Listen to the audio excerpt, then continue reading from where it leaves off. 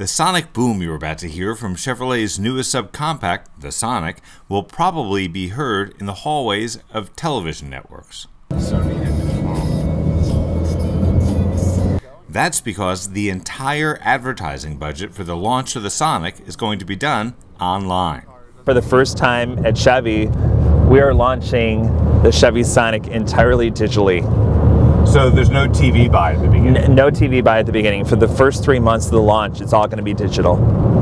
That means that the powers that be at Chevrolet think that for the demographic that will be interested in the Sonic, television and print are for another generation as they keep their eyes on their iPad and spend their time and millennial money on things they find online. Well, we wanted to reach our target where they live, and we know from looking at their media habits that this target really watches very little TV, and the TV that they do watch, they watch online.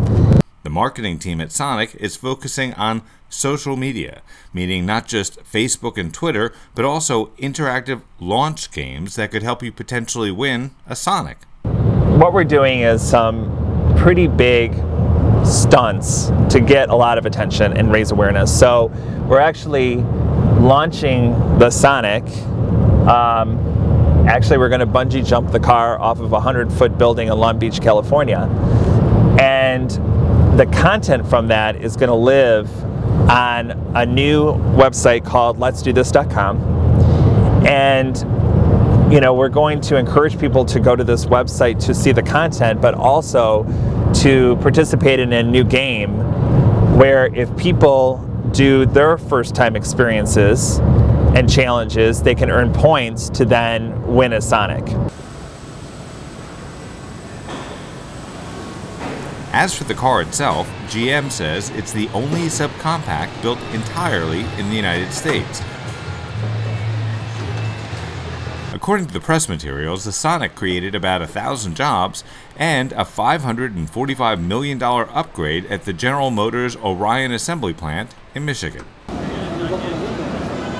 GM says it's also the only vehicle in its class that's available with a turbo. We drove the turbo model, and because it's built in the same plant that makes Buicks, they borrowed some of the quiet technology from their upscale brethren and made the Sonic a much lower decibel ride than the competition. The 6-speed manual includes hill hold, which is unusual in an economy car. For the uninitiated, hill hold means that the car won't roll back when you push in the clutch if you're stopped at a light on a hill. With apologies to Rice-A-Roni, hill hold is a true San Francisco treat. Too bad Chevy didn't borrow one of the steering wheels from Buick. The one in our test car felt as if it were made in an easy-bake oven. Fortunately, there is a leather-wrapped steering wheel available when you upgrade to the LTZ version, which also includes heated front seats with perforated leatherette seating surfaces. The upgraded version also adds a remote starter system. There are storage spaces on the dash for your iPhone or whatever, but they don't have doors on them, so any valuables like your iPod may or may not be there when you get back to the car. There's also a little slot for toll tickets for the states that haven't gone to Easy Pass. By the way, I think Easy Pass is the best invention since the ATM. Does anyone out there remember when you used to have to go to a bank teller to get cash? The Sonic 5-door LT starts at $15,735. The Sonic is available as either a 4-door sedan or a 4-door hatchback, which Chevy calls a 5-door. Both models come with 10 standard airbags. The Turbo 4 generates 138 horsepower. The 5-speed turbo gives you 29 miles per gallon in the city and 40 on the highway. According to Motor Trend, the Chevy Sonic Turbo will get you from 0 to 60 in 8.1 seconds.